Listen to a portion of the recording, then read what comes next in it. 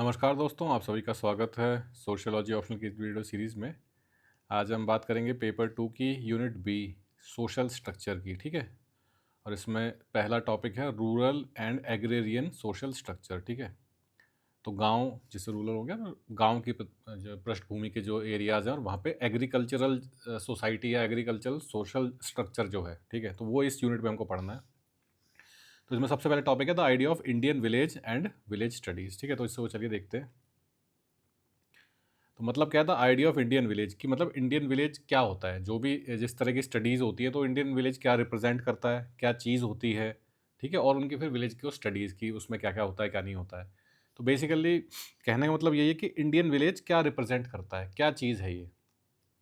India is historically been considered a land of villages, ठीक है। तो इंडिया में जैसे आजकल तो बड़े बड़े शहर हो गए हैं, ठीक है। दिल्ली, मुंबई, पटना, लखनऊ, कोलकाता, जयपुर, जोधपुर, ठीक है। तो ये क्या है, बड़े बड़े सिटीज़ हो गए हैं। और ये सिटीज़ कब आए पिक्चर में, जब ब्रिटिशर्स यहाँ पे आए। उससे पहले क्या होता था, उससे पहले होते थे विलेजेस। और क्या होता था, कैपिटल होती थी जहाँ पे जो भी रूरल जो शासक है वो रहता था। बाकी पूरा जो भारत होता था वो क्या है, ऐसा कहा भी जाता था कि इंडिया जो है वो गांव में बसता है, इंडिया लिव्स इन विलेजेस, ठीक है। तो India has historically been considered a land of villages. तो जो एक सबसे छोटी यूनिट होती है किसी भी कंट्री की, तो इंडिया की क्या थी, वो विलेज, गांव, ठीक है। तो इंडिया इज़ अ या considered was a land of village. अब तो देखिए बड़ी बड़ी सिटीज़ आ चुकी हैं। तो अब तो दिल्ली, मुंबई, आपको हर जगह, हर स्टेट में आपको बड़ी बड़े मतलब हर गांव के मेरे ख्याल से 50-60 किलोमीटर दूर में एक आपको ठीक ठाक सा टाउन या शहर तो मिल ही जाएगा। Even today nearly 65% of India population resides in village, ठीक है। तो आज भी 65% लगभग लगभग लोग जो है वो विलेजेस में रहते हैं, ठीक है। बाकी जैसे 35% ये नहीं कि मेट्रो सिटीज़ में रहते हैं, जैसे स्मॉल टाउन्स हो गए, है ना, इस तरह के छोटे छोटे बीच के जो टाउन्स होते हैं उनमें भी रहते हैं, लेकिन जो 65% लोग आज भी विलेजेस में रहते हैं। तो अभी भी majority, more than majority of Indian population lives in villages. Understanding Indian villages is essential for understanding Indian society as a whole, ठीक है। तो अब इंडियन विलेज को समझना इसलिए ज़रूरी है क्योंकि हम सोशियोलॉजी पढ़ रहे हैं। तो इंडियन सोसाइटी को जब पढ़ना है तो इंडियन विलेजेस को समझना बहुत ज़रूरी है, क्योंकि 65% लोग अभी भी हमारे में रहते हैं। प्लस ट्रेडिशनली हिस्ट्री में मतलब पहले का देखें तो 100% लोग ही विलेजेस में रहते थे। धीरे धीरे वो घटते घटते 65% हो गया है, क्योंकि अब क्या है, अर्बनाइजेशन आ गया है, लोग बाहर जाने लगे हैं गाँव से काम वाम करने के लिए, ठीक है। तो इसलिए इंडियन विलेजेस को स्टडी करना बहुत ज़रूरी है। Institution like caste, kinship, religion, economy and politics have deep rural roots, ठीक है। तो ये सारी चीज़ें जो है, कास्ट हो गई, किनशिप हो गई, रिलीजन, इकोनॉमी, पॉलिटिक्स, ये सब क्या है, ये गांव की पृष्ठभूमि से निकली हुई चीज़ें हैं। जैसे भारतीय राजनीति क्या है, जैसे अब भारतीय राजनीति की आप वो देखें तो उसमें क्या होता है, कास्ट बेस्ड पॉलिटिक्स होती है, ठीक है, या फिर रीजन बेस्ड होती है या रिलीजन बेस्ड होती है। ये सब चीज़ें कहाँ हैं, ये गांव से निकली हुई चीज़ें हैं। कास्ट हो गई, ये गांव से निकली हुई चीज़ें। किनशिप मतलब रिश्तेदारियाँ, ये गांव में कितनी आपको मिल जाएंगी, शहर में तो आप पड़ोसी को नहीं जानते, किसी मतलब हर आदमी इंडिविजुअल है। गाँव में लेकिन हर मतलब हर जो है एक दूसरे से कनेक्टेड होता है, ठीक है। तो ये सब चीज़ें क्या है, गाँव से निकली हुई है। तो मतलब कहते हैं ना, भारत जो है, भारत एक तरह से अगर इंडिया की आप बात करेंगे तो किसी भी एक गाँव को उठा के देख लीजिए तो आपको गाँव में भारत का एक छोटा रूप मिल जाएगा। अकॉर्डिंग टू आंद्रे बेटेल, तो आंद्रे बेटेल कौन है, ये इंडियन सोशोलॉजिस्ट हैं, ठीक है। तो इन्होंने काफ़ी इंडिया की जो सोसाइटी है उस पर स्टडी करी है और मतलब काफ़ी डिग्री वगैरह ली है, प्रोफेसर भी थे, पढ़ाया भी है। The village was not merely a place where people lived but a social design reflecting the basic values of Indian society, ठीक है। तो इनके हिसाब से विलेज कोई रहने की जगह नहीं मात्र, क्या लोग रहते हैं यहाँ पे, ये क्या है, it's a social design reflecting basic values of Indian society. Basic values क्या क्या हम लोगों की हैं, भारतीय समाज की, वो ये बताता है विलेज। बेसिक वैल्यूज़ मतलब क्या, जैसे वही कास्ट सिस्टम हो गया, या फिर जैसे ट्रेडिशनल कोई चीज़ है कि भाई बड़ों का रिस्पेक्ट करना, ये सब चीज़ें गाँव में आपको बहुत दिख जाएंगी आप, या फिर रिलीजन के प्रति एक तरह से ज़्यादा वो रिजिड भाव कि हर चीज़ रिलीजन के अकॉर्डिंग होगी, ठीक है। या फिर रिश्तेदारियाँ, किनशिप, मतलब गांव में आज भी ऐसे गांव हैं जहाँ पे अगर किसी एक घर में शादी होती है तो पूरा गांव इनवाइटेड होता है। आप शहर में इमेजिन कर सकते हैं ऐसा, आप दिल्ली में रहते हैं, आपकी शादी आप पूरी दिल्ली को इनवाइट करेंगे अभी, पॉसिबल ही नहीं। लेकिन आज भी गाँव में अगर शादी होती है, मतलब ऐसे मैं नहीं कह रहा कि हर गाँव में, लेकिन क्योंकि पुरानी परंपराएं हैं ये, आज भी, लेकिन आपको काफ़ी गाँव ऐसे मिल जाएंगे जहाँ पे अगर एक घर में शादी है तो पूरा गाँव इनवाइटेड होता है। तो ये जो रिलेशनशिप है, किनशिप है, रिश्तेदारियाँ हैं, या एक दूसरे सेंस ऑफ कम्युनिटी, ये सब कहाँ मिलेगा आपको? विलेजेस में मिलेगा। Studying villages equivalent to studying India in miniature, ठीक है। तो जैसे मिनिएचर का मतलब क्या हो गया? जैसे कई बार आपने वो खिलौने नहीं देखे, जैसे मान लीजिए कोई कार आती है, स्कॉर्पियो आती है, तो स्कॉर्पियो का एक छोटा वो खिलौना आता है ना, वो एग्जैक्टली वो स्कॉर्पियो जैसे होती है, लेकिन वो छोटे खिलौना होता है। तो इसी तरह जो ये मिनिएचर का मतलब क्या होता है? किसी भी चीज़ का छोटा मॉडल। तो ये जो गांव है ये पूरे भारत का एक छोटा मॉडल है। तो अगर हम पूरे एक मतलब एक गांव को स्टडी कर लेंगे तो ऐसा लगेगा कि जैसे हमने पूरी इंडिया की स्टडी कर ली, क्योंकि जो पूरे भारत में हो रहा है वो एक छोटे गांव में हो रहा है। क्योंकि भारत क्या है? It's a land of villages. तो अगर एक विलेज को आपने इस तरह स्टडी कर लिया तो पूरे भारत में कितने जितने विलेजेस हैं उनमें क्या क्या हो रहा है वो सब आपको पता पड़ जाएगा। कास्ट सिस्टम है, रिलीजन कितना रिजिड है, पॉलिटिक्स कैसी है, किनशिप कैसी है, ट्रेडिशंस क्या क्या हैं। The rural social structure is compose of institution such as caste, class, kinship and religion, ठीक है। तो वही हमें देख लिया। The agrarian social structure particular emphasizes relations of land and agriculture, ठीक है। तो एग्रीकेरियन सोशल स्ट्रक्चर है भाई, क्योंकि देखिए गाँव में तो जाहिर सी बात है एग्रीकल्चर ही मेन चीज़ है भाई। इंडस्ट्रीज होंगी तो फिर तो और अर्बन एरिया बन जाएगा, ठीक है। तो अब एग्रीकल्चर के लिए दो ही चीज़ें, मतलब लैंड सबसे ज़रूरी होती है, तो relation of land and agriculture. तो जिसके पास ज़्यादा ज़मीन है, आज भी देख लीजिए गाँव में उन्हीं वही लोग जैसे होते हैं ना कि वो बड़े ज़मींदार, उन्हीं के गाँव में ज़्यादा चलती है जिनके पास ज़्यादा ज़मीन है। गाँव में ज़मीन जो होती है, लैंड होती है, सबसे ज़्यादा वैल्यूबल चीज़ होती है, जिससे कि आपकी समाज में, गाँव के समाज में स्टेटस या प्रतिष्ठा बढ़े।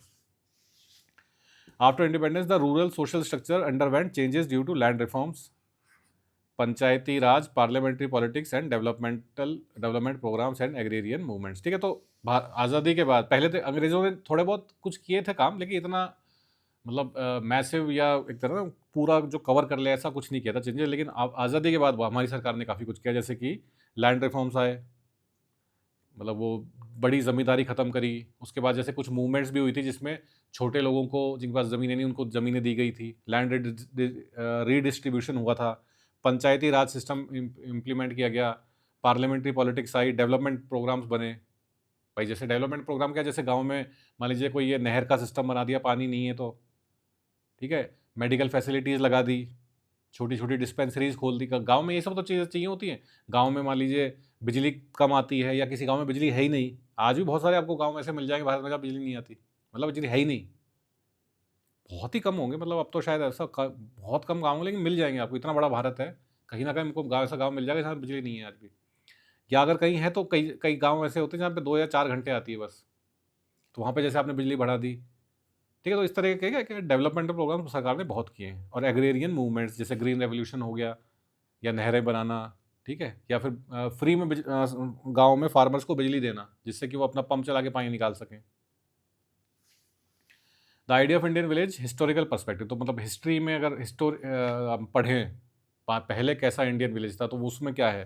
The idea of Indian village in the pre British period is mainly reconstructed from Indological writings, ancient literary text and cultural accounts available from that time, ठीक है। तो प्री ब्रिटिश पीरियड मतलब अंग्रेज़ों के आने से पहले, मुगल्स से भी पहले भारत के गांव कैसे होते, तब ये आपको पढ़ना है तो कैसे पढ़ें हम इसको? भाई कोई टाइम मशीन तो है नहीं वहाँ जाके पढ़ लें।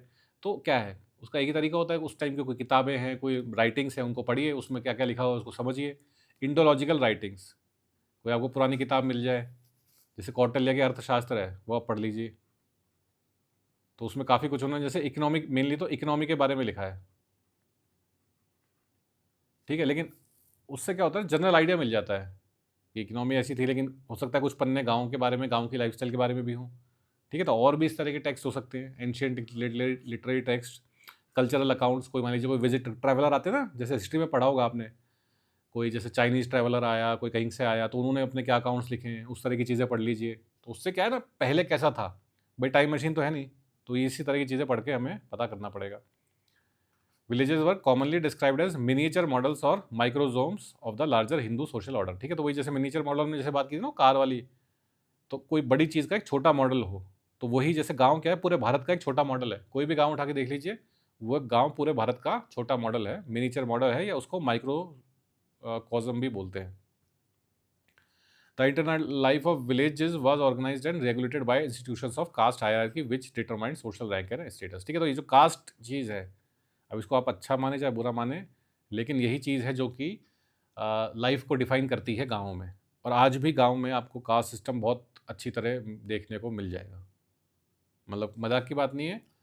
अब देखिए उतना डिस्क्रिमिनेशन नहीं होता कि जैसे कोई अनटचेबिलिटी है कि यार कोई हम किसी को पानी नहीं पीने दे रहे या मंदिर में नहीं जाने दे रहे, वो सब अलाउड है, लेकिन अब भी लोग जैसे शादी हो गई वो अपने विद इन कास्ट करेंगे, ठीक है ना? इस तरह का रिलेशनशिप बनाना ये सब वो कास्ट में ही होता है। गाँव में आपको गाँव में आप जाएँगे तो आपको बिल्कुल आपको मिलेगी चीज़ें। लेकिन अच्छी बात ये है कि कास्ट बेस्ड डिस्क्रिमिनेशन कम हुए हैं। ऐसा नहीं है कि किसी को पानी नहीं मिल रहा है या बच्चों को स्कूल में नहीं पढ़ने दे रहे। रिज़र्वेशंस का ये फ़ायदा हुआ है। एससी, एसटी एक्ट जो है इसका फ़ायदा हुआ है, ठीक है? तो रिज़र्वेशन से क्या फ़ायदा हुआ? भाई जो लोअर कास्ट के लोग थे, उनको जैसे डिस्क्रिमिनेशन उनके साथ हो रहा है, तो अगर उनको मान लीजिए कोई लोअर कास्ट का रिज़र्वेशन से मान लीजिए किसी बैंक में मैनेजर बन गया, ठीक है? अब वहाँ पे मान लीजिए कोई अपर कास्ट का भी आदमी आएगा, तो एक तरह से रिलेशन नॉर्मल हो गया ना, दोनों इक्वालिटी पे आ गए। तो इस तरह के जैसे काफ़ी काम सरकार ने किए हैं उसके बाद।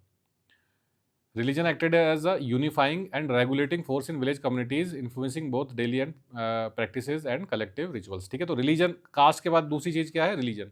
अब बेसिकली कास्ट और रिलीजन एक ही चीज़ है, क्योंकि कास्ट रिलीजन से ही निकल के आती है। हिंदू धर्म में ही वर्णन है कास्ट का, ठीक है?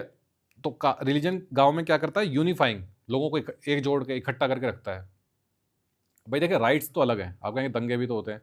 दंगे होते हैं दो रिलीजन्स के बीच में, रिलीजन ए और रिलीजन के बीच बी के बीच में। आमतौर पे तो देखिए सबको पता है हिंदू और मुस्लिम्स के बीच में दंगे होते हैं हमारे मेजोरली, ठीक है?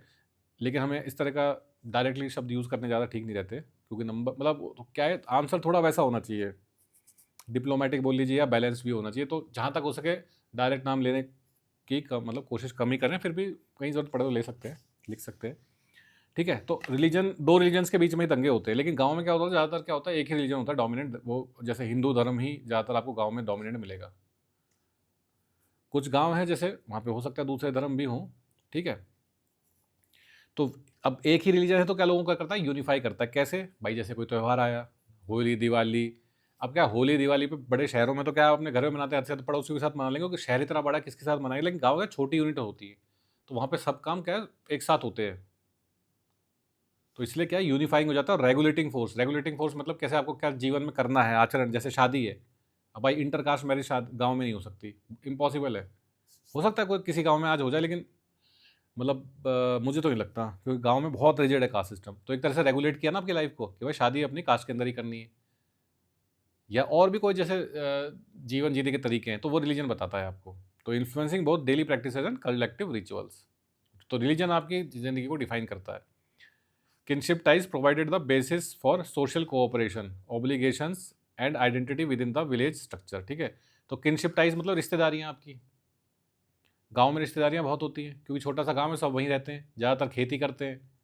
तो एक हो क्या होता है ना कि एक ही घर से निकले हुए लोग होते हैं। जैसे मान लीजिए किसी के परदादा जी थे, उसके उनके 2 बच्चे, 3 या 4 बच्चे हुए, ठीक है?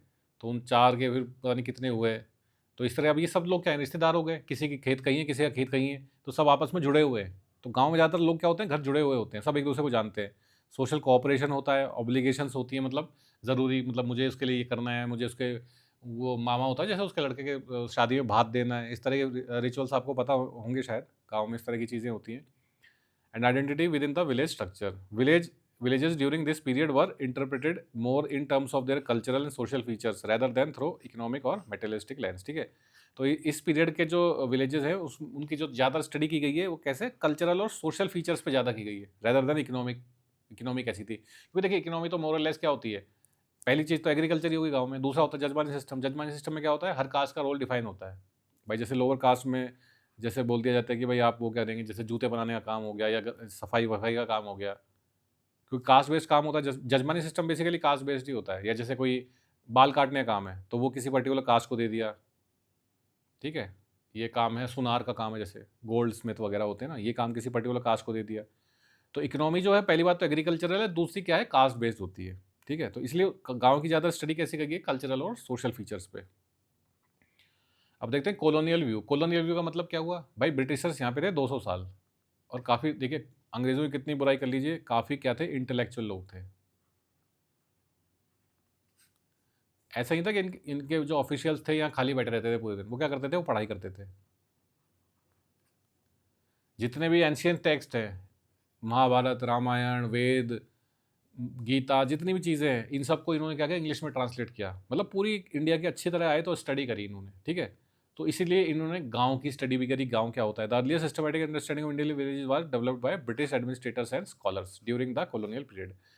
तो अर्लिएस्ट सिस्टमैटिक अंडरस्टैंडिंग मतलब एक गाँव की study, study of Indian villages systematic तरीके से, वो किसने शुरू करी थी? British administrator and scholars during colonial period. ठीक है, तो जितने भी एडमिनिस्ट्रेटर्स थे, कोई इंडियन आर्मी में कोई है, कोई गवर्नर जनरल है, कोई कुछ है, जितने भी थे ना, ये सब क्या करते थे? स्टडी कर, ऐसे नहीं कि सारे सारे, लेकिन बहुत ज़्यादातर लोगों का इंटरेस्ट पढ़ाई लिखाई में बहुत होता था, और स्कॉलर्स का। Their knowledge of villages were primarily based on book view. ठीक है, तो बुक व्यू मतलब वही इंडोलॉजी में जैसे हमने देखा था कि किताबों से पढ़ना।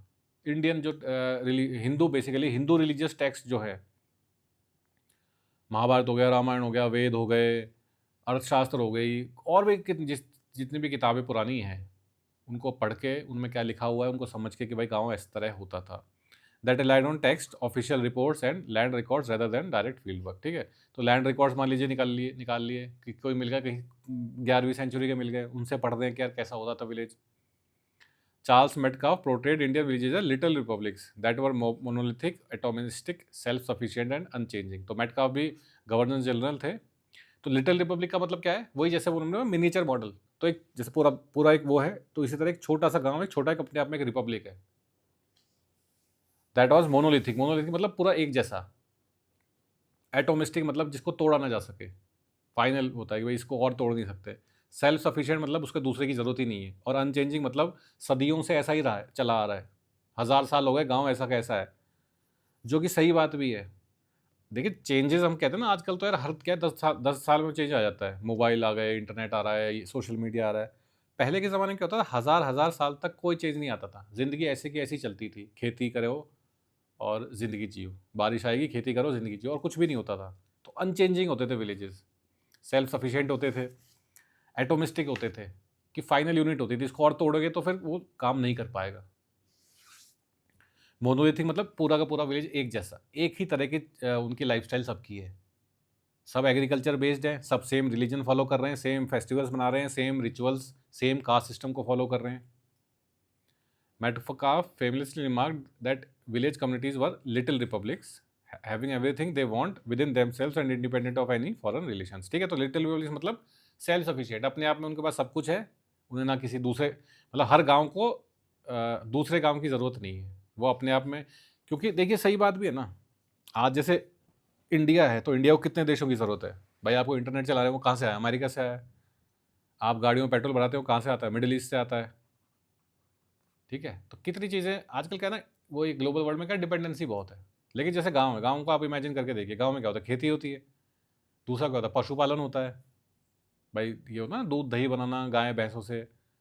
तीसरी चीज़ गांव में कुछ होती नहीं है इसके अलावा। तो आपको दूसरे दूसरे गांव की ज़रूरत किस लिए पड़ेगी? आप अपना खेती कर रहे हैं और अपना ज़िंदगी मस्त तरीके से जी रहे हैं। तो इसलिए सही बात है कुछ हद तक, लेकिन आगे चल के हम देखेंगे कि ये चीज़ जो है ये गलत है। ये जो इनको बोला ना आइसोलेटेड होते हैं, एक गांव को दूसरे गांव से मतलब नहीं होता। इंडियन जो सोशियोलॉजिस्ट थे उन्होंने इस बात का खंडन किया है। Other colonial official such as Henry Maine, Thomas Munro, Baden Powell also express similar views of Indian villages. अब ठीक है, इनके नाम लिखने सफिशियंट है। अब इनकी सबकी एक बायोग्राफी पढ़ेंगे तो क्या है ना, बहुत लंबा हो जाएगा, कोई फ़ायदा नहीं है, इतना एग्जाम में याद भी नहीं आएगा, ना कुछ उसका नंबर मिलने वाले हैं। लेकिन इनके नाम ज़रूर लिख देना, Henry Maine, Thomas Munro, Baden Powell. इससे क्या थोड़ा आंसर वजन बढ़ जाता है कि अच्छा इनको पता है थोड़ा, जैसे होता है चेक एग्जामिनर जो चेक कर रहा है उसको पता पड़ जाता है भाई थोड़ा थोड़ा चीज़ें और पता है। Villages were often described by them as remnants of primitive and archaic social order. ठीक है, तो प्रिमिटिव और आर्काइक मतलब पुराने ज़माने की चीज़ें। Remnants of primitive and archaic social order मतलब कि जो पहले भारतीय समाज जो था उसके बचे हुए अवशेष हैं ये जो गांव आज आपको दिख रहा है। जो ये सही बात भी है भाई, कास्ट सिस्टम और गांव में जिस तरह की लाइफस्टाइल है पुरानी लाइफस्टाइल है ना। आज तो शहरों में तो बिल्कुल आपको ऐसा कुछ दिखेगा ही नहीं। शहरों में तो इंटरकास्ट मैरिज भी होती है, कोई रिलीजन को इतना बड़ा वो माना भी नहीं जाता। भाई होली दिवाली पे लोग थोड़ा बहुत पूजन कर लें तो कर लें, वरना कोई डेली मंदिर जाना ये सब करना ऐसा तो शहरों में होता नहीं। इसलिए जो गांव क्या है, primitive and archaic social order of India को रिप्रेजेंट करते हैं कि पहले भारत ऐसा हुआ करता था। Religion in villages was perceived orthodox and rigid. Orthodox मतलब वही पुराने ज़माने का, दकियानूसी भी बोल सकते हैं, नेगेटिव टर्म नहीं है। ऑर्थोडॉक्स मतलब कि पहले जैसा था, ट्रेडिशनल, पुराना, कंजर्वेटिव। रिजिड मतलब चेंज नहीं होने वाला, ऐसा ही रहेगा, बहुत ही ज़्यादा स्ट्रॉन्ग फाउंडेशंस है। While caste was seen as the central organizing principle of rural life. ठीक है, तो रिलीजन और कास्ट ये दो मेन चीज़ें थी जो कि लाइफ को डिफाइन करते हैं कहाँ पे, विलेजेस में। This colonial image of Indian villages suited imperial interest as portraying India as stagnant and unchanging helped justify colonial intervention and governance। ठीक है, तो ये colonial image, कैसी colonial image कि क्या है, विलेज स्टैग्नेंट है और अनचेंजिंग है, मतलब कि हज़ारों सालों से विलेजेस क्या हैं, इनमें कोई बदलाव ही नहीं आता, ये तो वही एक सेम लाइफ जिए जा रहे हैं, कोई इनमें प्रोग्रेस नहीं है, कोई डेवलपमेंट नहीं है, ऐसा बोला अंग्रेज़ों ने। तो ऐसा क्यों बोला उन्होंने? क्योंकि उनको उससे फ़ायदा हुआ। फ़ायदा ये हुआ कि उन्होंने अपने रूल को जस्टिफ़ाई किया कि हम आए हैं इसलिए मतलब इतनी दूर आए हैं हम, नाव में बैठ के यूरोप से, वो इसलिए आए हैं कि हम इन लोगों को कुछ सभ्यता दे सकें, वरना हज़ार सालों से ये उसी तरह जीते जा रहे हैं और कोई बदलाव इनमें आ नहीं रहा है। तो ये यूरोप मतलब इंग्लिश व्यू था, सही नहीं है ये। इंडियन सोशियोलॉजिस्ट ने बाद में इसके खिलाफ भी काफ़ी कुछ मतलब काम किया। तो फिर नेशनलिस्ट रिस्पॉन्स, वही जो इंडियन सोशियोलॉजिस्ट का क्या जैसे बात करें तो क्या है, Indian nationalist strongly countered the colonial stereotype villages stagnant and primitive. ठीक है, तो इनको बहुत बुरी लगी बात, ये भाई ऐसे कैसे आप कह रहे हैं, ना तो ये हमारे विलेजेस स्टैग्नेंट है, ना ही प्रिमिटिव है, हमारे विलेजेस में भी बदलाव होता है। और ऐसा नहीं कि वो पुरातत्व की कोई चीज़ है कि 2000 साल पहले गांव ऐसा था और आज भी ऐसा है, ऐसा नहीं है। They glorified the Indian village as the true and authentic model of India society and civilization. तो इनके हिसाब से इंडिया विलेज क्या है, इट्स ट्रू, सच्चा और बिल्कुल एग्जैक्ट ऑथेंटिक मॉडल है किसका, इंडियन सोसाइटी एंड सिविलाइजेशन का। तो किसी भी गांव को उठा के देख लीजिए, आपको क्या मिल जाएगा, एक miniature model of Indian civilization, भारतीय सभ्यता जो है उसका एक मिनिएचर मॉडल हर एक विलेज है। Village was celebrated as store house of India's culture, tradition and moral values. ठीक है, तो स्टोर हाउस मतलब जहाँ पे चीज़ें एक तरह से सेफली जमा करके रखी जाती हैं। तो हर विलेज क्या है, एक वहाँ पे आपके इंडिया के कल्चर, ट्रेडिशंस और मॉरल वैल्यूज़ आज भी प्रिजर्व्ड है, यूँ के यूँ अच्छी तरह रखे हुए हैं संभाल के। सही बात भी है ना, इंडिया का कल्चर, ट्रेडिशन और मॉरल वैल्यूज सब आपको कहाँ मिलेंगे, वो गांव में मिलेंगे। शहरों में तो हर चीज़ में क्या है, वो आ गई मिलावट। सही बात है, रिलीजन भी लोग नाम के लिए फॉलो करते हैं। भाई शहरों में तो आसपास आपके सोसाइटी में रहते हैं लोग, तो वहाँ पे शायद एक मंदिर हो, नहीं तो मंदिर ही नहीं होते, तो रोज़ सुबह शाम मंदिर कैसे जाएंगे? होली दिवाली आप कैसे कम्युनिटी में मनाएंगे? और भी कितने तरह के फेस्टिवल्स होते हैं। एल्डर्स का रिस्पेक्ट कैसे करेंगे, साथ ही नहीं रहते, जॉइंट फैमिली नहीं होगी। अब जैसे जॉइंट फैमिली है, ये भी तो एक इंडिया का क्या है, कल्चर और ट्रेडिशन है। माँ बाप कोई अलग थोड़ी रहते, जैसे आपकी शादी हो गई तो आपको अलग अलग थोड़ी रहोगे माँ बाप से।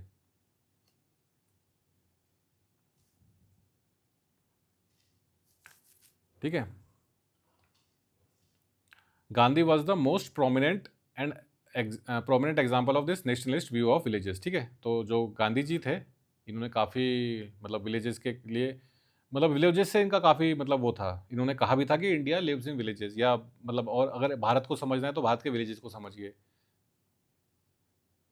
ठीक है, while Gandhi did not romanticize the decay and poverty of villages, he emphasized their simplicity and sense of moral community। ठीक है, तो उन्होंने गांव की गरीबी और जो पतन हो रहा है उसको कोई बहुत अच्छा नहीं मतलब उसको कोई वो महिमा मंडित नहीं किया, रहे देखो गरीबी में कितना मज़ा है, लेकिन गांव की सिंप्लिसिटी, सादगी भरा जो जीवन है गांव का, और मॉरल कम्युनिटी मतलब आपस में जो नैतिक विचार हैं और आपस में नैतिकता से लोग मिलते जुलते हैं, एक साथ एक दूसरे का साथ देते हैं।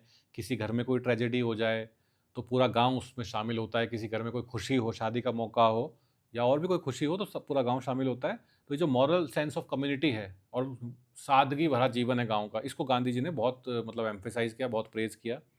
His idea of Gram Swaraj envision self sufficient villages republics as foundation of Indian democracy. Gram Swaraj मतलब कि सेल्फ सफिशिएंट विलेज, कि एक विलेज को किसी की ज़रूरत नहीं है अपना जीवन चलाने के लिए, एक विलेज अपने आप में पर्याप्त है, और जो कि है भी। भाई एक विलेज है, अगर वहाँ पे पानी का सोर्स है, अच्छा वाटर सोर्स है, तो वहाँ पे एग्रीकल्चर हो सकता है बहुत आराम से। एग्रीकल्चर हो सकता है तो आपका जीवन चल सकता है, फिर आप अपना कुछ पशुपालन कर लीजिए, कैटल ले आइए, गाय भैंस ले आइए, बकरी ले आइए, जो भी आपके अच्छा लगे, दूध वूध निकालिए, दही खाइए और आराम से रहिए। और जीवन में चाहिए क्या? अगर देखा जाए तो भाई जितनी भी शहर में ज़िंदगी है सब हम मतलब भागते हैं पागलों की तरह। भाई गाड़ी खरीद लो, गाड़ी क्यों खरीदी जाती है शहर में? क्योंकि आपका ऑफिस क्या है, 20 किलोमीटर दूर है। गांव में आप अपने खेत में ही रहते हैं, वहीं आपका घर होता है, तो कहीं ना आना ना जाना, हद से अधिक साइकिल खरीद लो। आजकल थोड़े चेंजेस आ गए भाई, ट्रैक्टर चाहिए खेती के लिए, वो मॉडर्न चीज़ें हैं। पिछले 50 साल में ये सब चेंजेस आए हैं, मतलब आज़ादी के बाद पकड़ लीजिए आप, तो 1947 से पहले की बात करिए। तो पहले क्या होता था, 2 बैल होते थे, उन बैलों पे से खेत जोते जाते थे। तो आपको ज़रूरत क्या है, गाँव में अगर आप रहते हैं तो किसी चीज़ की ज़रूरत क्या है भाई? सारा अनाज तो ज़मीन से निकलेगा, दूध दही आपका पशुपालन से आ जाएगा, घर आपने बना ही रखा है जैसा भी कच्चा पक्का, ठीक है? तो काम चल जाता है, बढ़िया जीवन चलता है। पोस्ट कॉलोनियल इंडोलॉजिकल करेक्टिव्स, ठीक है? तो आफ्टर जो ये कॉलोनियल चले गए थे, उसके बाद इंडियन सोशोलॉजिस्ट या इंडोलॉजिकल जो अपने सोशोलॉजिस्ट थे इंडिया के, उन्होंने क्या कैसे करेक्ट किया कॉलोनियल व्यू को, जिन्होंने कि स्टैग्नेंट और प्रिमिटिव बताया था भारतीय विलेजेस को। Post colonial Indologist such as G S. Ghurye, इनका तो अपने देखा ही, मतलब वही जैसे वर्ल्ड सोशोलॉजी की बात करें तो ऑगस्ट कॉम्टे आता है, तो फिर इंडियन सोशोलॉजी की बात करते ही सबसे पहला नाम आएगा किसका, जी.एस. घुरे का। Sought to correct the colonial stereotype of Indian villages, ठीक है? तो इन्होंने इसको करेक्ट किया। Systematic rural surveys were conducted such as the those by Punjab board of economic inquiry in 1920s and Bengal board of economic inquiry in 1930s, ठीक है? तो ये इकोनॉमिक इंक्वायरी वगैरह की गई, एक जैसे होता है ना स्टडी की गई कि भाई विलेजेस की इकोनॉमिक का क्या हाल है। J C Kumarappa emphasise the issue of peasants distress and agrarian exploitation in studies, ठीक है? तो इनका नाम लिख सकते हैं आप। बाकी इन्होंने काम क्या किया, peasant distress agrarian exploitation in studies, ठीक है? तो एग्रीकरियन एक्सप्लॉयटेशन मतलब वही एग्रीकल्चर का exploitation. The surveys revealed that villages were not socially और इकोनॉमिकली आइसोलेटेड यूनिट्स। तो इनसे ये पता पड़ा कि विलेजेस को जो उससे आइसोलेटेड बोल दिया जाता था ना, ये तो अपने आप में ही रहते हैं, एक गाँव को दूसरे गाँव से कोई मतलब नहीं होता, ऐसा नहीं है। Villages were connected through migration, village exogamy and inter village economic exchanges. Migration मतलब भाई एक दूसरे विलेज से दूसरे जगह कोई चला गया, विलेज एक्सोगामी भाई इस विलेज की महिला की शादी दूसरी विलेज में हो गई, तो दोनों विलेज में एक रिलेशनशिप बन गया। अगर आप कहीं गांव से होंगे तो आपने देखा होगा ना कि सेम गांव में भी लोग शादी नहीं करते, दूसरे गांव से करते हैं। क्यों? क्योंकि कई बार वो हो जाता है कि वो जैसे वो अपना कौन से वो विवाह होते हैं ना, वो मैंने देखे थे जिसमें कि मेल साइड से 5 और फीमेल साइड से 3 जो आपकी जनरेशन है वो अलग होनी चाहिए। तो एक ही गांव में क्या पता कोई 5 जनरेशन पहले आप सेम ही उसमें आते हों, तो फिर रिश्तेदारी निकल जाती है। तो इसलिए ज़्यादातर गांव में क्या होता है, दूसरे गांव से शादी की जाती है, तो इसको बोलते हैं विलेज एक्सोगैमी। फिर इंटर विलेज इकोनॉमिक एक्सचेंजेस, भाई ठीक है विलेज अपने आप में सेल्फ सफिशिएंट है, लेकिन कुछ चीज़ें हैं भाई, जैसे मान लीजिए किसी विलेज में लकड़ी का काम अच्छा होता है, कोई खाती अच्छा है, तो वो वहाँ पे दूसरे विलेज में अपनी सर्विस प्रोवाइड कर रहा है। या किसी विलेज में पर्टिकुलर कोई फसल उगती है जो दूसरे विलेज वालों को चाहिए, ठीक है? तो बहुत सारे एक्सचेंज हो सकते हैं ना। उसके बाद जजमानी सिस्टम, भाई एक विलेज में जैसे कोई पंडित जी हैं, उनकी बड़ी नाम है, तो दूसरे विलेज वाले भी उसको बुलाना चाहते हैं। या एक विलेज में कोई नाई है, ठीक है? तो मतलब बहुत सारी चीज़ें हो सकती है जिससे कि इंटर विलेज इकोनॉमिक एक्सचेंज भी हो सके। तो इसलिए विलेज क्या है, आइसोलेटेड नहीं है।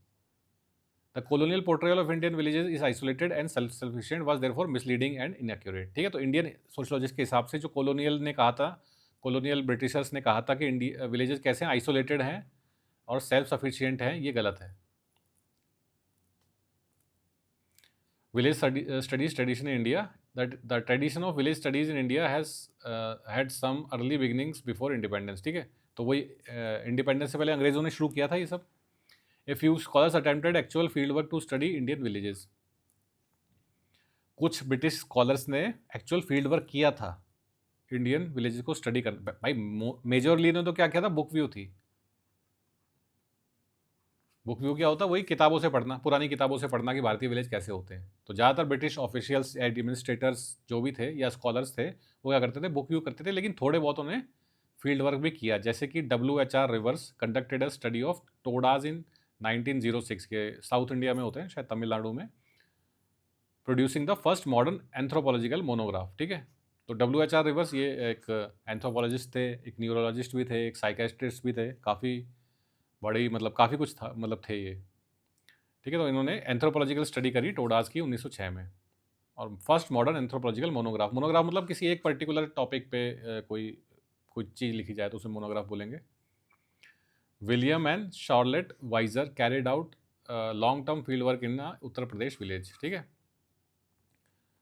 तो ये कपल थे और इन्होंने एक लॉन्ग टर्म फील्ड वर्क किया उत्तर प्रदेश के विलेज में। ये अमेरिका से यहाँ आए थे।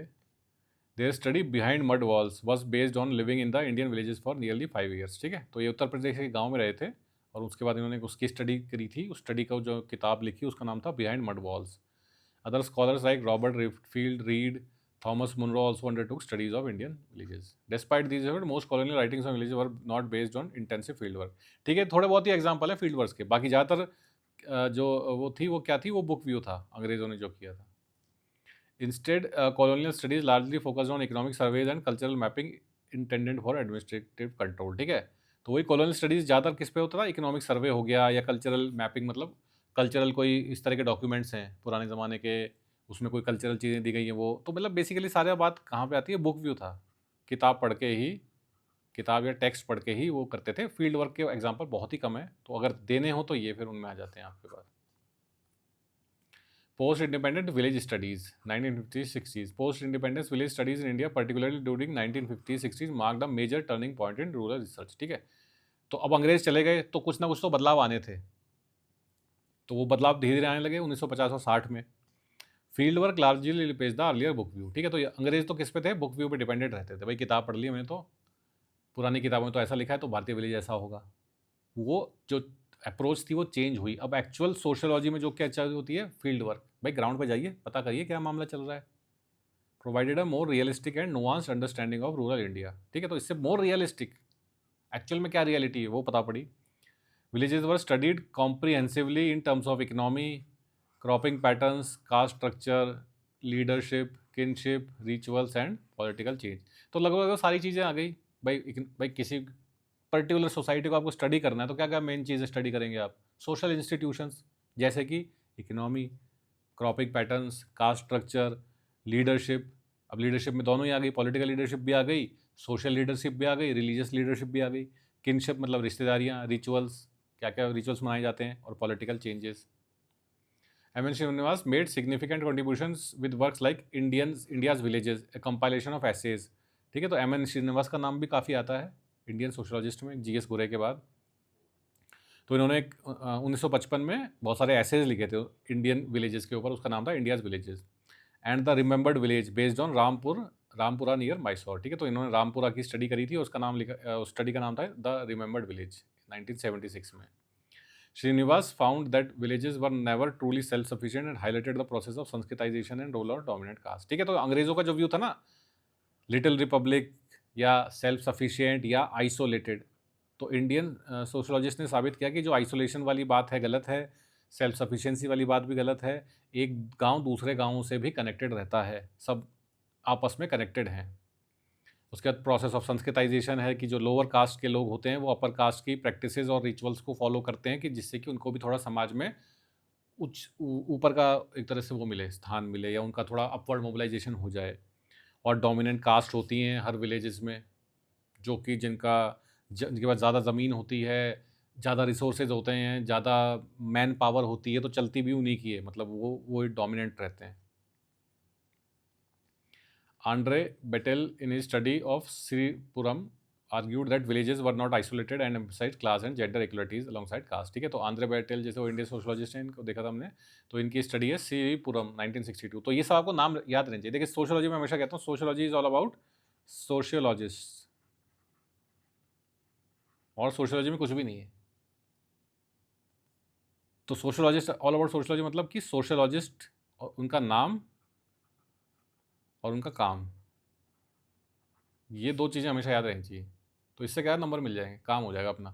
तो जैसे अब इसमें क्या याद है, एंड्रे बेटेल और इनका काम, इन्होंने स्टडी ऑफ श्रीपुरम इन 1960, ठीक है 7। तो इस तरह से आप लोगों को हमेशा याद रखना है, इसी से नंबर मिलते हैं सोशियोलॉजी में। Villages were not isolated and emphasize class and gender inequalities alongside caste. ठीक है, तो वो इन्होंने भी वही कहा, भाई विलेज आइसोलेटेड यूनिट्स नहीं है, जो बात सारी निकल के आ रही है। ए आर देसाई, ये हम अपने Marxist sociologist Indian, from a Marxist perspective, wrote the rural society in India and peasant struggles in India, highlighting economic exploitation and class conflict in rural areas। ठीक है, तो अब जैसे ए आर देसाई के आप ये याद रख सकते हैं हमेशा, rural society in India, peasant struggles in India, और इन्होंने economic exploitation and class conflict को हाईलाइट किया। मैके Marriott in 1955 wrote Village India Studies in the Little Community contributed to the understanding of village social organization। ठीक है, तो इनका भी आप नाम और इनका काम याद रखिए। Other Indian scholars including Irawati Karve, Pauline Kolenda, B R Chauhan studied kinship family and cultural variations across village. ठीक है, तो वही हमें नाम याद रहने चाहिए हमेशा। Sociology is all about sociologist. Findings of village studies, क्या क्या निकल के आया इन विलेज स्टडीज़ से हमारे पास, गांव के बारे में क्या जानकारी मिली हमें, क्या समझ हमारी बैठी। Village studies debunked colonial stereotypes by showing that villages were not isolated. ठीक है, तो इसमें मेन पॉइंट यही निकल के आ रहा है कि पहले जो अंग्रेज थे वो क्या बोलते थे, विलेज क्या है, वो आइसोलेटेड है। आइसोलेटेड की मतलब क्या, कि एक गांव को दूसरे गांव से कोई मतलब नहीं है, हर गांव अपने आप में क्या है, सेल्फ सफिशिएंट है। तो इंडियन जो स्टडी हुई विलेज स्टडीज़, उसमें बात निकल के आई कि जो कॉलोनियल स्टीरियोटाइप था कि क्या, कि गांव, भारतीय गांव जो होते हैं वो आइसोलेटेड होते हैं, वो गलत था। They are not isolated but integrated, आपस में जुड़े हुए हैं with wider regional economy. They rejected the book view. तो वही बुक व्यू क्या थी, वो अंग्रेज़ों की, जैसे हमने इंडोलॉजी में भी देखा था, जी.एस. घुरेगी वाली इंडोलॉजी में। तो बुक व्यू क्या होती है, कि वही अपने किताबों से बेसिकली पढ़ के समझना, फील्ड वर्क ना करना। तो इन्होंने, इंडियन सोशोलॉजिस्ट ने इसको, बुक व्यू को क्या किया, रिजेक्ट किया by demonstrating that caste was not completely rigid and villages engaged in dynamic social and economic interactions। ठीक है, villages exhibited internal differentiation with inequalities based on caste, class, kinship and gender। ठीक है, तो villages में क्या होता है, internal differentiation होता है, बहुत होता है भाई। सबसे पहला तो सबसे प्राइमरी तो कास्ट ही हो गई। कास्ट बेसिस पे तो इतना बड़ा डिफरेंशिएशन है कि बाकी सब छोटी चीज़ें लगती हैं। फिर थोड़ा बहुत क्लास बेसिस पे भी होता है। क्लास भाई वहाँ पे अपर मिडिल क्लास वगैरह तो गांव में होती नहीं है, तो फिर क्लास कैसे बनेगी, क्लास बन जाएगी ज़मीन के ऊपर, किसके पास जितनी ज़्यादा ज़मीन है वो वहाँ पे अपर क्लास हो गया थोड़ा, भाई पैसे मतलब वो थोड़ा मेटेरियलिस्टिक चीज़ों के मामले में मतलब थोड़ा ऊपर आ गया। किनशिप के मामले में डिफ्रेंसिएशन कैसे होगा, वही बेसिकली कास्ट बेसिस पे हो जाएगा कि भाई वो तो उस जात के लोग हैं, वो उस जात के लोग हैं। और जेंडर का तो देखिए बुरा हाल है ही भारत में, इसमें तो महिलाओं की तो स्थिति देखिए अच्छी नहीं है, सही बात है, गाँव में आज भी नहीं है, थोड़े हो सकते हैं बदलाव हो रहे हों। Adrian Mayer and M N Srinivas noted a strong sense of village patriotism. जैसे हमारा होता ना इंडियन पैट्रियोटिज्म, भाई जैसे कोई मैच चल रहा है इंडिया पाकिस्तान का, तो अब एकदम से हो जाता है ना भाई इंडिया जीतेगा भी जीतेगा, तो क्या फीलिंग आती है, नेशनलिज्म वाली आती है, क्योंकि हम सब क्या है, भारतीय हैं। तो ऐसे गांव के लोगों में क्या होता है, विलेज पैट्रियोटिज्म होता है कि हमारे गांव को ऐसा कह दिया, या सारे गांव वाले एक जैसे हो जाते हैं, या किसी एक गांव वाले की बेइज्जती हो गई तो उनको लगता है पूरे गांव की बेइज्जती हो गई। where villagers took pride in their community and any insult to village was felt an insult to one's family। तो वही किसी एक गांव वाले की बेइज्जती हो गई, या किसी पूरे गांव की किसी ने बेइज्जती कर दी या कुछ कह दिया, तो उनको लगता है कि यार ये तो पूरे हमारी बेइज्जती पर्सनल ले मतलब है ना, पर्सनल मत लेना, तो पर्सनल ले जाते हैं। तो एक village sense of village patriotism होता है। ऐसे कोई सिटी पैट्रियोटिज्म थोड़ी होता है कि भाई जैसे आप मान लीजिए दिल्ली में रहते हैं और किसी ने कह दिया यार दिल्ली में तो मज़ा नहीं आता है, पॉल्यूशन बहुत होता है, आप भी कहेंगे हाँ यार मैं भी यही सोच रहा हूँ कि दिल्ली छोड़ ही दें। कोई पैट्रियोटिज्म नहीं है ना, लेकिन गांव वालों में बहुत होता है ये।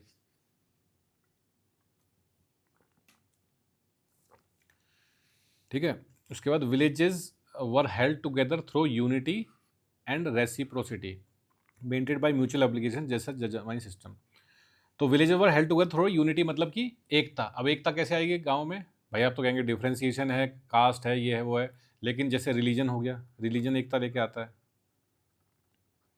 भाई रिलीजन से क्या होता है, जैसे डरकाइम की स्टडी थी ना पेपरों में जो हमने देखी थी, रिलीजन के जो लेटेंट फंक्शंस क्या होते हैं, ऑर्गेनिक सॉलिडारिटी बढ़ाता है आपस में लोग क्योंकि रिचुअल्स फॉलो हो रहे हैं, कर्म कांड हो रहे हैं, फेस्टिवल्स मनाए जा रहे हैं, तो सेंस ऑफ यूनिटी आता है। रेसिप्रोसिटी मतलब कि आप मेरे लिए ये करिए तो मैं आपके लिए कुछ करूँगा, आप you scratch my back I scratch your back वाली बात होती है ना इंग्लिश में, आप मेरे लिए कुछ करिए तो मैं आपके लिए कुछ करूँगा। तो जैसे कि जजमानी सिस्टम हो गया, जजमानी सिस्टम क्या है, बेसिकली डिवीजन ऑफ लेबर। अब वो कास्ट बेसिस पे होता है, लेकिन वो है डिवीजन ऑफ लेबर ही। भाई कोई पर्टिकुलर कास्ट को आपने बोल दिया आप जूते का काम करेंगे, किसी पर्टिकुलर कास्ट को बोल दिया आप नाई का काम करेंगे, किसी को बोल दिया आप ये पढ़ने लिखने का काम करेंगे, किसी को बोल दिया आप धर्म का काम करेंगे। ठीक है, तो क्या हो गया, डिवीजन ऑफ लेबर आ गया, तो क्या हो गया, सब एक दूसरे पे अब जैसे और इसमें डरकाइम ने कहा था ना, डिवीजन ऑफ लेबर मतलब क्या, ऑर्गेनिक सॉलिडारिटी। तो अब जजमानी सिस्टम से क्या हुआ, डिवीजन लेबर हुआ, तो उससे क्या आ गई, ऑर्गेनिक सॉलिडारिटी आ गई गाँव में, क्योंकि सबको एक दूसरे की ज़रूरत है। भाई नाई की ज़रूरत है ना, बाल कैसे कटेंगे, तो जिस जात का नाई है, भाई जात बेसिस पे है, कास्ट बेसिस पे जजमेंट सिस्टम। तो वो जो पर्टिकुलर कास्ट है जो न्याय का काम करते हैं वो भी ज़रूरी हो गई गाँव में। At the same time, studies by F.G. Bailey and Andre Bettel highlighted divisive tendencies, including coercion and inequality within caste and class structures। ठीक है, तो इसी टाइम जैसे स्टडीज़ की गई थी किसके द्वारा, जैसे एफ जी बेली का हम नाम ले सकते हैं, आंड्रे बेटेल का नाम ले सकते हैं। इन्होंने हाईलाइट किया डिवाइसिव टेंडेंसीज को। डिवाइसिव टेंडेंसी मतलब जिनके बेसिस पर डिवीजन होता है गांव में, जैसे वही कास्ट बेसिस हो गया या और भी कोई जैसे वो चीज़ें हो गई, जैसे ज़मीन के बेसिस पे हो गया, मतलब कोई बिना ज़मीन का इंसान है वो मजदूरी कर रहा है किसी की ज़मीन पे। कोवर्शन मतलब बलपूर्वक लोगों पे वो करना, भाई गांव में बहुत होता है ये, भाई जो ज़्यादा मतलब जिनका ज़्यादा मैन पावर है वो अपनी मर्जी चलाते हैं। इनइक्वालिटी हो गई कास्ट बेसिस पे। Religious life played a central role with village social life and deeply intertwined with rituals and religious practices. ठीक है, तो रिलीजियस लाइफ जो है गांव में बहुत ही इंपॉर्टेंट चीज़ होती है। रिलीजन सबसे ऊपर आता है और रिलीजन के बाद क्या आता है, कास्ट, क्योंकि कास्ट रिलीजन से निकल के आती है, तो एक चीज़ है। और आज भी गांव में आप कहीं जाके देखिएगा रिलीजन बहुत मतलब आपको मिलेगा अच्छी तरह। की sociological concepts such as Sanskritisation, dominant caste, segmental structure and harmonic and disharmonic systems emerge from these studies। ठीक है, तो की सोशियोलॉजिकल कंसेप्ट जैसे संस्कृताइजेशन है, अब ये गांव में से ही पता पड़ा कि यार गांव में क्या होता है, लोअर कास्ट के लोग क्या है अपर कास्ट के लोगों के रिचुअल्स या लाइफस्टाइल को फॉलो करते हैं, जिससे कि उनकी भी थोड़ी सामाजिक प्रतिष्ठा बढ़े। डोमिनेंट कास्ट होती हैं जिनके पास ज़्यादा ज़मीनें हैं, जैसे हरियाणा में का एग्जाम्पल ले सकते हैं, जहाँ पे वहाँ पे जाट जो कास्ट होती है तो वो डोमिनेंट है, क्योंकि पास ज़मीनें, मैन पावर, सब कुछ, पॉलिटिकल डोमिनेशन सब उन्हीं के पास है। सेगमेंटल स्ट्रक्चर, अलग अलग सेगमेंट्स में सोसाइटी बड़ी हुई है। Harmonic and disharmonic systems. ठीक है, हार्मोनी मतलब जिससे सारे काम अच्छे हो जाए, डिसहार्मोनी थोड़ी जिससे कि तनाव फैले। पोस्ट इंडिपेंडेंट ट्रांसफॉर्मेशन क्या क्या हुए विलेजेस में। Post independent transformation in villages were driven by land reforms, introduction of panchayati raj, universal suffrage and community development programmes. ठीक है, तो लैंड रिफॉर्म्स मतलब कि जैसे वही लैंड रीडिस्ट्रीब्यूशन वगैरह किया गया। ठीक है, जमींदारी सिस्टम को अबोलिश किया गया, इस तरह काम करे गए, तो इससे क्या थोड़ा सुधार आए, वरना तो क्या था, बड़े हालात ख़राब थे गाँव में। पंचायती राज सिस्टम लाया गया, तो उससे क्या है, लोगों के अंदर पॉलिटिकल पार्टिसिपेशन बढ़ा, गाँव में भी जागरूकता आई इंडियन डेमोक्रेसी के प्रति। यूनिवर्सल सफराज, सबको वोट बराबरी से वोट करने का अधिकार है, चाहे वो लोअर कास्ट का हो, चाहे अपर कास्ट का हो, चाहे लोअर क्लास का हो, चाहे अपर क्लास का हो, चाहे किसी रिलीजन का भी हो। कम्युनिटी डेवलपमेंट प्रोग्राम्स, जैसे कि मान लीजिए हेल्थ केयर का प्रोग्राम बना दिया, कोई डिस्पेंसरी खोल दी गाँव में, और गाँव में पानी नहीं था, नहर लगा दिया, या लड़कियों के लिए स्कूल नहीं था, स्कूल बना दिया, तो इससे क्या हो, कम्युनिटी डेवलपमेंट हो गया। These changes significantly altered village leadership and the distribution of power with rural communities. ठीक है, इससे क्या हुआ, विलेज लीडरशिप है वो थोड़ी बहुत चेंज हुई। क्यों? क्योंकि जैसे मान लीजिए लैंड रिफॉर्म्स हुए, तो पहले जिसके पास ज़्यादा ज़मीन थी वो लीडर हुआ करता था, लेकिन अब रीडिस्ट्रीब्यूशन हो गया तो दूसरे कोई नहीं निकल के आएंगे। Power of distribution of power भी थोड़ा चेंज हुआ। Traditional caste panchayat saw decline in their authority, retaining influence primarily in ritual and ceremonial matters. ठीक है, तो कास्ट पंचायत जो थी वो अब थोड़ी कम हुई, डिक्लाइन पे आई। अब नॉर्मल जो पंचायती राज में जो वोट वगैरह दे के काम होता है, उससे मतलब जो चीज़ मॉडर्न पंचायती राज है वो ज़्यादा एक तरह से प्रोमिनेंट है। Villages increasingly become arenas of social and political conflict. ठीक है, तो विलेजेस कैसे बन गए, सामाजिक और राजनीतिक जो तनाव है वो विलेजेस में काफ़ी दिखने लगा। जैसे कि सामाजिक तनाव तो कैसा हो गया, कास्ट बेसिस पे हो गया। कई बार आपने खबरें सुनी होंगी ना कि कोई लोअर कास्ट का जैसे इंसान शादी कर रहा है, तो वो अपना घोड़ी पे बैठ के जा रहा है, तो लेकिन उसमें क्या है, अपर कास्ट के लोग उसको फिर पीट देते हैं कि भाई तुम्हें घोड़ी पे बैठने की तेरी हिम्मत कैसे हुई। ठीक है, तो ये अब क्या हो गया, ये सामाजिक तनाव हो गया, कास्ट बेसिस पे हो गया। फिर पॉलिटिकल तनाव कैसे हो गया कि भाई ये भी कास्ट बेसिस पे ही हुआ कि भाई ये वाले कास्ट के लोग तो इसको वोट करेंगे, वो वाले कास्ट उसको वोट करेंगे। Competition over resources emerges prominent feature of rural life. ठीक है, तो अब धीरे धीरे क्या हुआ, गाँव में भी थोड़ी क्या है, गरीबी तो थी और भी मतलब पॉपुलेशन बढ़ने लगी, तो रिसोर्सेज कम हो गए, जैसे पानी हो गया, ज़मीन हो गई, तो इसके ऊपर भी लड़ाइयाँ झगड़े होने लगे। इवन भाई भाइयों में ज़मीन के प्रति ज़मीन के ऊपर लड़ाई होने लग गई। भाई एक बाप था, उसके दो बेटे थे, तो उनको ज़मीन में जैसे आधी आधी हुई, तो किसको कितनी मिले, तो मतलब कंपटीशन बढ़ा। Electoral politics became a central aspect of village governance and community dynamics. अब इलेक्ट्रोलिकल पॉलिटिक्स क्यों बन गई एक सेंट्रल एस्पेक्ट, क्यों? क्योंकि देखिए मेजॉरिटी पॉपुलेशन इंडिया की कहाँ रहती है, विलेजेस में रहती है, और जो वोट होता है, तो आप शहर में रहे चाहे गाँव में रहे, सबका बराबर होता है। भाई गाँव का आदमी और एक शहर का आदमी, वोट तो एक ही है ना, सबका बराबर है उसकी वैल्यू। तो जो पॉलिटिशियंस होते हैं वो गाँव पे ज़्यादा फोकस करते हैं, क्योंकि मेजोरिटी वहीं पे रह रही है। तो असली आपने देखा हो ना, इलेक्शन कैंपेन्स वगैरह होते हैं, वो सब होता है कहाँ पे होता है, विलेज फोकस्ड होता है। इसीलिए जैसे आपको लगता है ना यार, ये आज भी हमारे नेता कास्ट की इतनी बात क्यों करते हैं, कास्ट बेस्ड पॉलिटिक्स इंडिया में क्यों है? क्योंकि because they target villagers, village audiences, क्योंकि वहाँ पे आज भी कास्ट सिस्टम चलता है। ठीक है, तो जो इंडियन पॉलिटिक्स है उसका सेंट्रल एरिना कौन सा है, वो विलेजेस हैं। सिटी के लोग तो पॉलिटिशियन को पता है कि यार वोट करने भी नहीं जाते, छुट्टी मना लेते हैं उस दिन कि यार चलो कहीं घूमे चलते हैं। विलेजर्स आर वेरी मतलब very enthusiastic about election and all. तो विलेज में पूरे 100% तो खैर बहुत ज़्यादा हो गया, लेकिन हाँ, अच्छी खासी परसेंटेज में विलेज में वोटिंग होती है, शहर से तो बहुत ज़्यादा। तो इसलिए electoral politics became a central aspect of village governance and community dynamics. Conclusion क्या निकला इस सब पढ़ के? The idea of the Indian village has evolve over time, reflecting changing perspectives and approaches. ठीक है, तो इंडियन विलेजेस का क्या क्या थे, आज क्या बन गए हैं, ये इवॉल्व हुआ है ओवर टाइम, क्योंकि इसमें चेंजेस आ रहे हैं। ठीक है, during colonial period villages were stereotypes and unchanging little republics. ठीक है, तो अंग्रेजों ने क्या बोला था? अनचेंजिंग है, प्रिमिटिव हैं, आर्काइक हैं, पुराने हैं, आइसोलेटेड हैं, ये सब शब्द उन्होंने यूज़ किए थे। फिर जो अपने इंडियन सोशोलॉजिस्ट हैं उन्होंने क्या कहा? Nationalist thinkers glorified villages authentic repositories of India's culture and moral values. Authentic repositories मतलब, रिपोजिटरी बेसिकली वो होती है जहाँ पे कोई चीज़ सेफली रखी जा सके। तो गांव में भारतीय ट्रेडिशन, कल्चर, मॉरल वैल्यूज आराम से सेफली रखे हुए हैं। Post independence sociological field work revealed villages to be complex, dynamic, stratified and interconnected communities.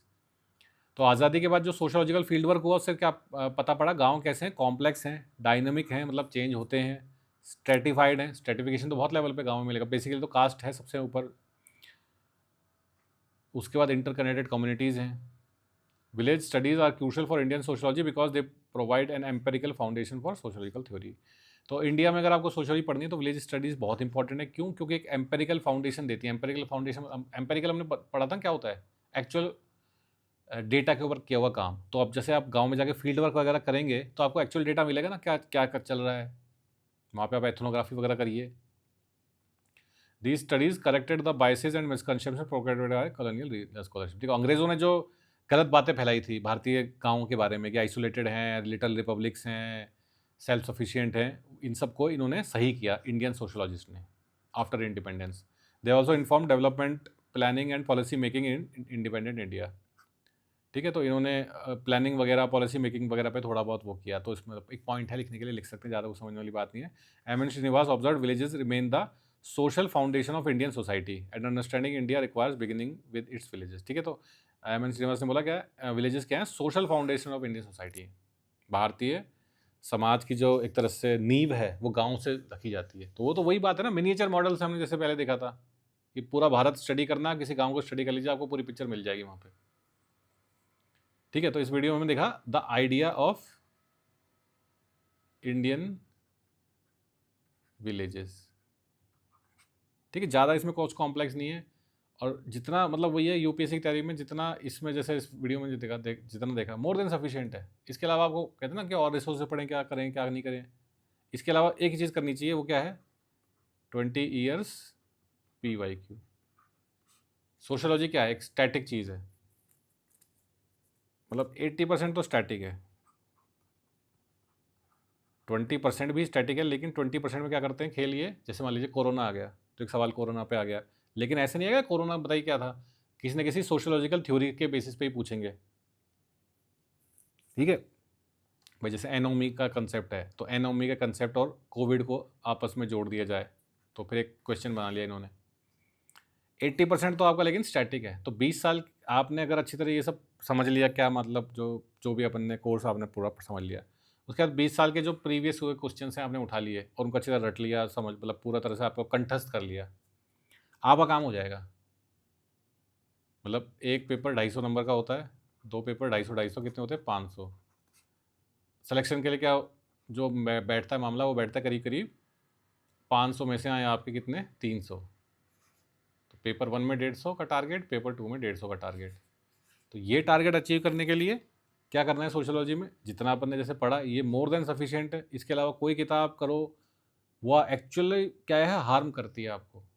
लोग कहते हैं ना कि ज़्यादा किताब पढ़ने से ज़्यादा नंबर आएंगे, ज़्यादा किताब पढ़ने से नंबर होते हैं कम, क्योंकि दिमाग में क्या है, सर्टेन एक वो है, ये दिमाग है आपका। अब इसमें आप एक सर्टेन वो भर सकते हैं। अब इसमें मैं ये किताब भी डाल दूँ, वो किताब डालूँ, कुछ भी नहीं बचेगा, लिख के आएँगे, कन्फ्यूज़ हो जाएँगे। दूसरी बात, जब एग्ज़ाम में लिखते हैं तो बहुत कम टाइम होता है, एग्ज़ाम दे के देखना, इतना टाइम होता ही नहीं है कि इतनी कोई पीएचडी की थीसिस नहीं सबमिट करनी वहाँ पे, ठीक है? तो जितना इसमें पढ़ा मोर देन सफिशिएंट है, रट लीजिए, उसको कंठस्थ कर लीजिए, बाकी 20 साल के, पिछले साल के प्रीवियस क्वेश्चंस जो पूछे गए उनको कर लीजिए, आपका काम, आपका ऑप्शनल निपट गया, ठीक है? तो इस वीडियो में इतना ही, थैंक्स।